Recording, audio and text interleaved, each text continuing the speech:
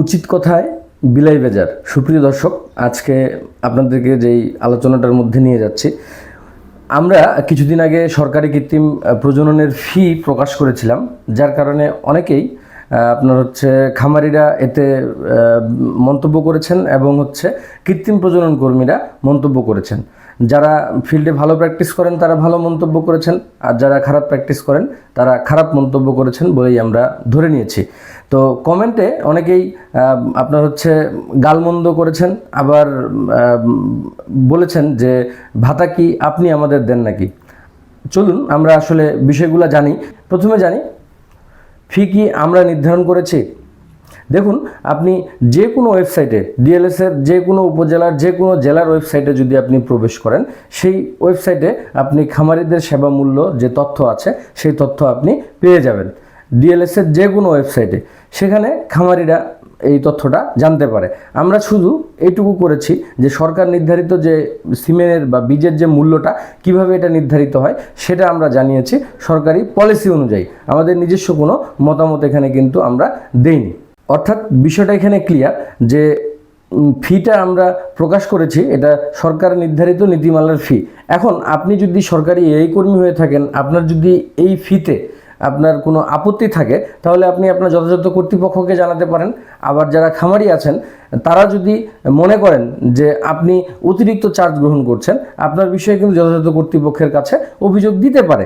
তো এটা বিষয় আর কি। এখন ফি সম্বন্ধে আমার ব্যক্তিগত মতামত কি? ফি সম্বন্ধে আমার ব্যক্তিগত মতামত হচ্ছে এটা যে আপনি একটা সিমেন্ট দিচ্ছেন, আপনি একটা ইউনিয়নের সিমেন্ট দিচ্ছেন, সেখানে আপনি 500 টাকা নিচ্ছেন বা 700 টাকা নিচ্ছেন, এ পর্যন্ত ঠিক আছে।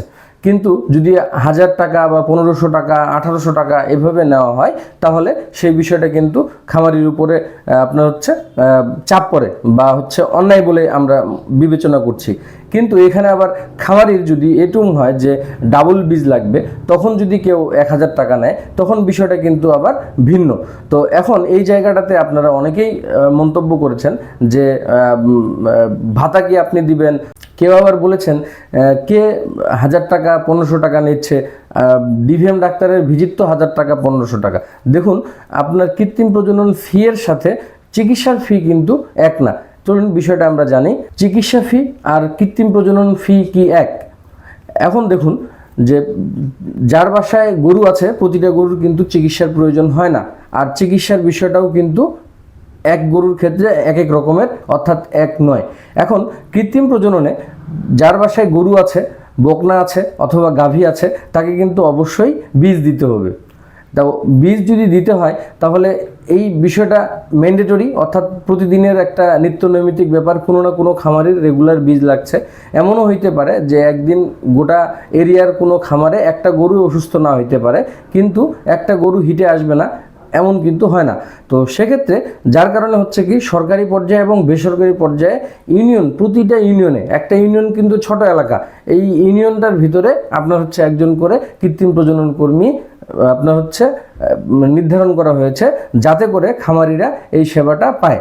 এখন সিমেন্টের মূল্যের সাথে সেবা মূল্য যোগ করে যেটুকু আপনার জন্য স্বাচ্ছন্দ্যের হয় বা চলমান হয় সেটি আপনি নিচ্ছেন। আর এটার একটা লিমিট রাখার জন্য বা এটা একটা গাইডলাইন থাকার জন্য আমরা কিছুদিন আগে ব্রাকের যে কৃত্রিম প্রজননের যে লিস্ট আছে সেটা প্রকাশ করেছি। পাশাপাশি সরকারি যে কৃত্রিম প্রজননের যে লিস্টটা আছে সেটা আপনারা জেনেছেন। এখন এইখানে কিন্তু আমাদের কোনো ব্যক্তিগত মতামত আমরা প্রকাশ করিনি। ব্রাকের যে সিমেন্টের যে দিয়েছি আপনাদের, এটাও কিন্তু কর্তৃপক্ষের দ্বারা নির্ধারিত, এবং অন্যান্য যে কোম্পানিগুলো আছে সেগুলাতেই আপনার কিন্তু একই রকমের নিয়ম কার্যকর। এখন আমরা বলার চেষ্টা করেছিলাম যে 75% অথবা 100% অথবা 50% সব সিমেন্টের মূল্য প্রায় কাছাকাছি, যার কারণে এর মূল্যটা প্রায় একই হওয়া উচিত। এখন চলুন জানি প্রিমিয়াম সিমেন্ট সম্পর্কে। কিছু কিছু কোম্পানি প্রিমিয়াম সিমেন্ট কিছু বিক্রি করে, অর্থাৎ বেশি ভালো জাতের সিমেন্ট বিক্রি করে। যেমন বর্তমান চলছে ইউএস বুল। তো ইউএস বুলগুলোর সিমেন্টের দাম একটু বেশি হওয়ার কারণে এটার চার্জটা একটু বেশি হচ্ছে, তাই বলে কিন্তু এটাও 1000 টাকা বা 1500 টাকা না। তবে এটা আবার সত্য যে কিছু কিছু বীজ আছে, যেমন ধরেন অনেকেই বলছেন ব্রাহ্মা, অনেকেই বলছেন ফ্ল্যাগ বি বা অন্যান্য যে জাতগুলা সরকারি অনুমোদন নেই। এখন সরকারি যদি অনুমোদিত কোনো কিছু না হয়, সেটা যদি আপনি নেন আর এটা চলতেছে সম্পূর্ণ, তাহলে অবৈধ, যেহেতু অনুমোদন নাই। তো ইলিগাল বিষয়ে, ইলিগাল বীজ কেউ যদি কোনো সিস্টেমের মধ্যে নিয়ে আসে এবং এটা প্রদান করে এবং খামারিদের কাছ থেকে যদি অতিরিক্ত চার্জ করে, এখানে যথাযথ কর্তৃপক্ষ আপনাকে কিন্তু কোনো সেবা বা সুযোগ দিতে পারবে না। এবং সেক্ষেত্রে আমাদের ব্যক্তিগত পরামর্শ হচ্ছে, যেহেতু এই বীজগুলো অবৈধভাবে আসছে, ভালোভাবে ক্যারি করা যাচ্ছে না বা ক্যারি হয়ে আসছে না, এবং এগুলোর কনসেপশন রেট আমাদের যে বীজ আছে এই বীজের থেকে অনেক কম, তো সেক্ষেত্রে এগুলো অ্যাভয়েড করা বা এগুলো না ব্যবহার করাই আপনার জন্য যুক্তিযুক্ত। সরকার ব্রাহ্মা বীজ এবং অন্যান্য বীজগুলোর অনুমোদনের জন্য কাজ করছে। যখনই আপনি এগুলো অনুমোদন পেয়ে যাবেন সরকারিভাবে, তখন আপনি কিন্তু এই বীজগুলো দিতে পারবেন। আরেকটা প্রশ্ন অনেকে করছেন যে বলা হয়েছিল সরকারি সিমেন্টের উৎপাদন ফি বেশি হয়, তো এটা বেশি কেন, চলুন জানি। দেখুন, একটা সরকারি বুল স্টেশনে যতজন ডাক্তার থাকে বা যতজন উচ্চতর টেকনিক্যাল পার্সন থাকে, একজন বেসরকারি ইয়াতে অতটা কিন্তু থাকে না। যার কারণে কিন্তু তাদের বেতন বলেন, একটা এরিয়া, সরকারি যে এরিয়াটা আছে এরিয়ার আপনার হচ্ছে মূল্য বলেন, তারপরে হচ্ছে আপনার আদার্স যে স্টাফ আছে, বেসরকারিতে আপনার হচ্ছে হিসেব করে করে স্টাফ নেওয়া হয়। প্রয়োজনে একজনকে দিয়ে 2 জনের কাজ, 1.5 জনের কাজ, 3 জনের কাজ করিয়ে নেওয়া হয়। কিন্তু সরকারি যে সিস্টেম আছে, সরকারি সিস্টেমে অতিরিক্ত কিন্তু কর্মকর্তা থাকে। তো কর্মকর্তার বেতন, তারপরে সামগ্রিক খাওয়া দাওয়া, আবার হচ্ছে আপনার যেই বুলগুলো থাকে এই বুলগুলোর খাদ্য খরচ, এগুলোও টেন্ডার করে কিনতে হয়। সরকারি টেন্ডারে সব কিছুর দাম বেশি থাকে।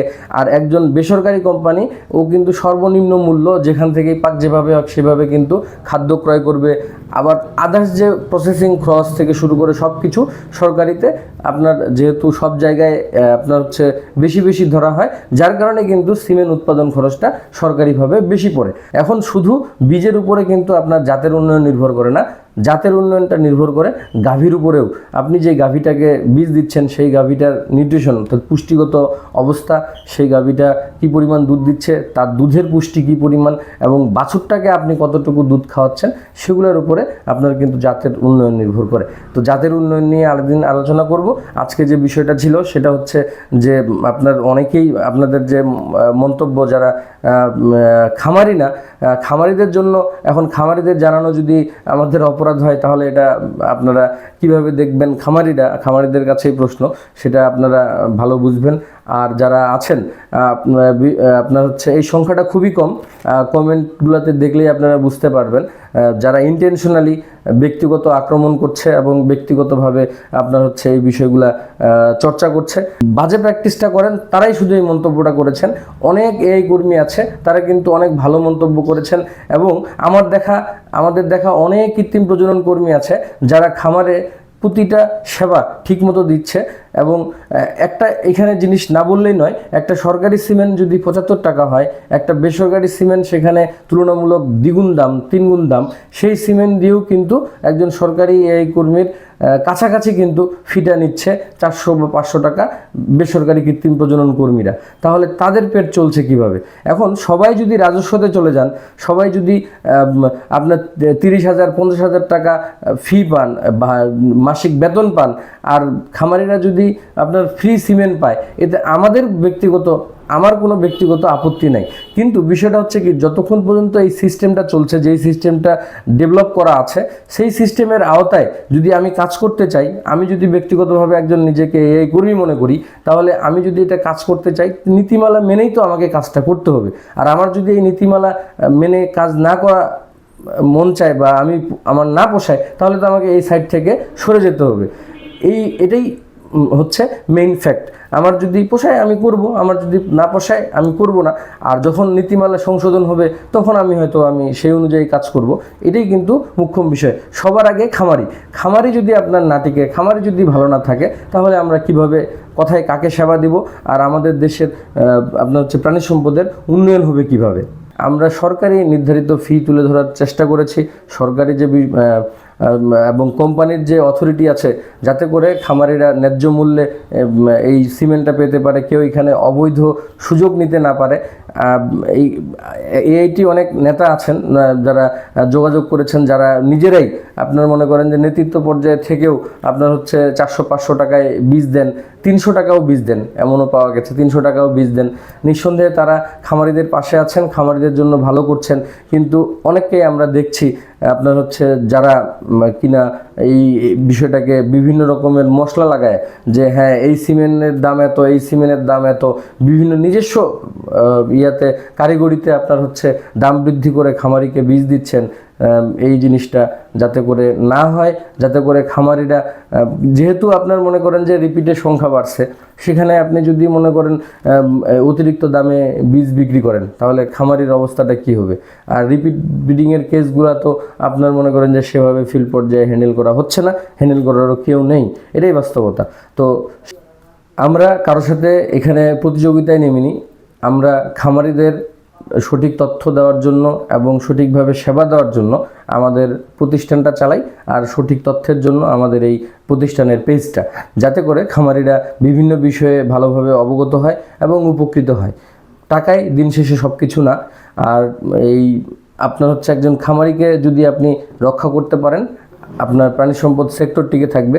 আর যদি খামারি না থাকে, তাহলে কিন্তু প্রাণী সম্পদ সেক্টর থাকবে না। দিন শেষে এটাই বাস্তব। ভালো থাকবেন, সুস্থ থাকবেন, সবাইকে ধন্যবাদ।